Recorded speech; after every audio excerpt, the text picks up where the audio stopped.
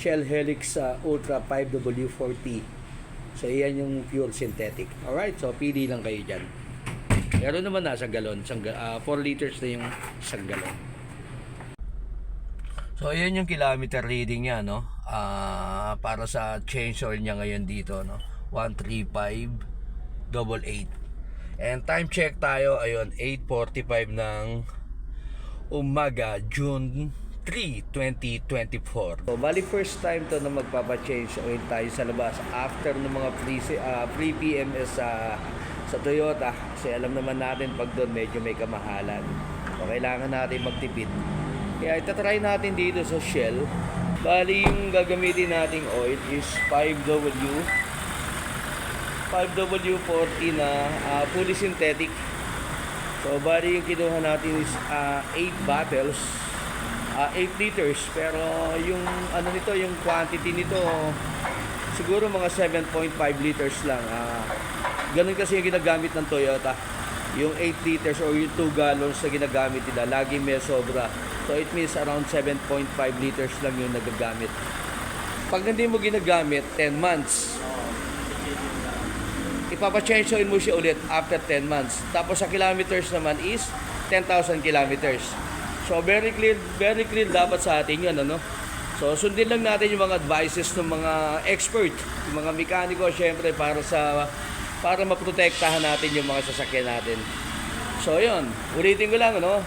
So kung hindi masyadong ginagamit 10 months, kinakailangan ibalik mo siya, pa-change oil mo siya ulit. Or pag nauna naman yung 10,000 kilometers, of course, ipa-change oil mo na din siya. As per advice siya ng mekaniko dito sa Shell. Ito naman yung yung oil filter na ikakabit natin. So bali ito lang yung dala ko, binili ko to sa Toyota mismo. Para siguradong hindi sasablay. And gagawin ko na lang sample yung bali tatanggalin nila. And bali ito yung ipapalit. 600 yata sa Toyota to, 576 or 580, mga ganon. So ito na yun, ito na yung pinaka oil filter na ikakabit, no. Yan. So from Toyota mismo to, binili ko doon para na sigurado na magmamatch siya. Yun ang maganda dito, no, napansin ko dito sa shop nila. Habang pinatutulo nila yung langis, may bukas yung air pump nila. May nakasaksak na hose sa ibabaw. So talagang nililinis siya yung loob para ibugan niya talaga yung mga natitirang langis sa mga singit-singit ng makina. 30 minutes daw to complete the drain nung pagde-drain ng langis. So yun talaga yung average sa ginagawa nila dito. 30 minutes para sa mga malalaking sasakyan o mga SUV na kagaya nga nito. So yun, ibalik na yung filter, no? Kalinis na rin yung cabin filter, no? Ito yung cabin filter niya para sa aircon. Yan yung nasa loob. Nasa likod ng box. Yun.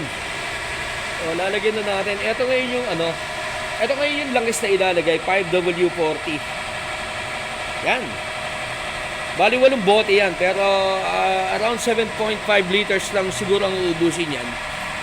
Tingnan na lang natin kung ilan yung isasali ni Jeric. Pero 8 yan. Magkano nga yung sa 800 plus, no? 883 yung isa. 883 yung isang isang litro. Pero meron yan discount. Ida-download mo lang syempre yung Shell application para makakuha ka ng discount. Pero kung bibili mo siya ng per liter or per bottle, nasa 883 yung isa. Ayun, no? So ganyan siya kalinaw, parang gold na natunaw na gold, di ba?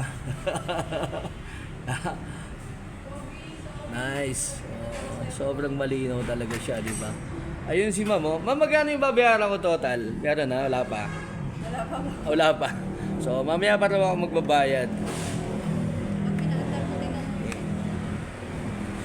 Ayun, no? So bali siguro around 7.5 liters siya. Depende dito kay Jeric. And yung sobra pwede nating ipunin para sa mga susunod na change oil. Bali idadagdag mo na lang siya. Magdadagdag ka na lang. So, ang bibili mo na, kung 7.5 siya, ang bibili mo na lang is 7 bottles na lang. Tama, no, Jeric, no? Yun. Yun, no? So, yan yun, ano, 8 yan. Bali, 8 bote yan. Time check tayo, 9:35 na ng umaga. So, nag-start tayo, Jeric, around 8:45 yun, ano? Mga 8:45 siya nagsimula, 9:35 na.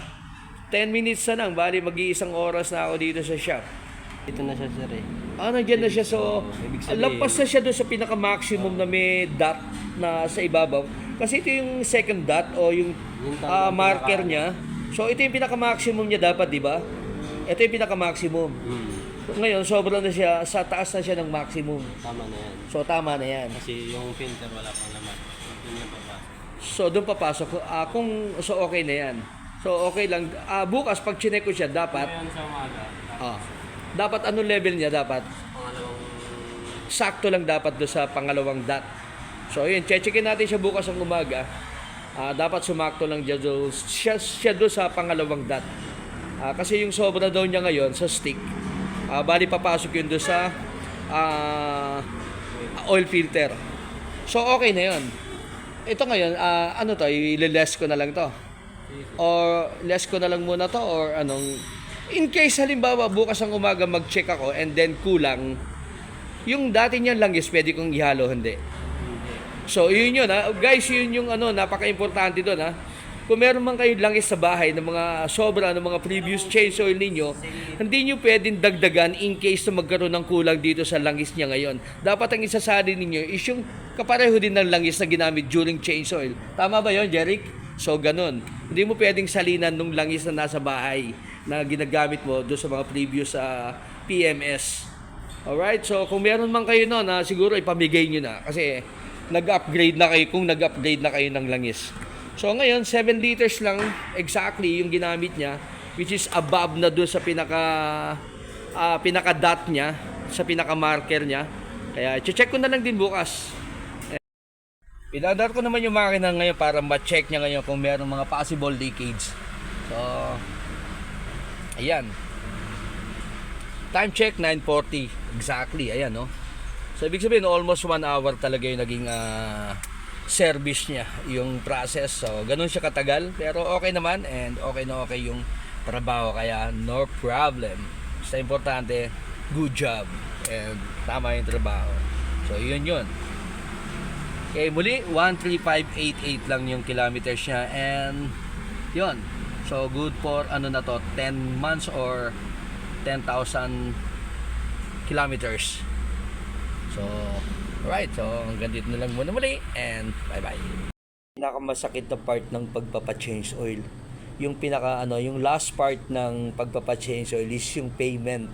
So, ito yung pinakamasakit sa lahat. Kasi, ihanda mo na yung wallet mo. So, dito sa nangyaring change oil, na ginamitan nga ng fully synthetic, 7 liters lang, no? 7 liters lang yun na isalin ng mekaniko. Kaya ibinalik ko yung, kaya ibinalik ko tong isa, ayan. But in case na magkulang, bukas i-check ko yung oil na, bibili na lang siguro ako para magdagdag. And eto na ngayon yung niya ngayon, yung resibo, yung job order. Oh. So how much? 6,783. Na-less na dito ma'am yung isang bote?